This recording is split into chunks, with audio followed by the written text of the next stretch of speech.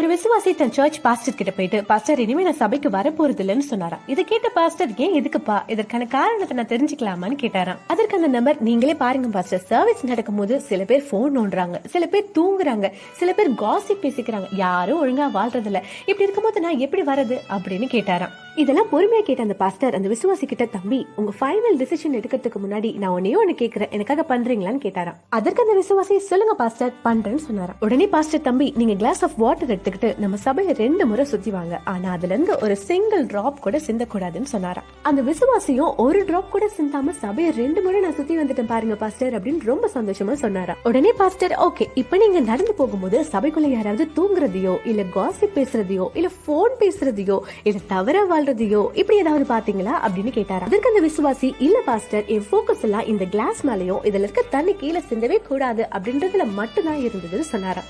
இதுல இருந்து அந்த பாஸ்டர் என்ன சொல்ல வராருன்னு உங்களுக்கே புரியும்னு நினைக்கிறேன். இப்ப நீங்க சொல்லுங்க, உங்க போக்கஸ் யார் மேல இருக்கு? மற்றவர்கள் பண்ற குறைகள் மேல இருக்கா இல்ல ஆண்டவர் மேல இருக்கா? நோய்களை குணமாக்குற ஹாஸ்பிட்டல்ல தானே நோயாளிங்க இருப்பாங்க, அப்படித்தான் எதுவும். சோ சபை குறை சொல்லாம ஆண்டவர் மேல உங்க போக்கஸ் வைங்க. ஆமென்.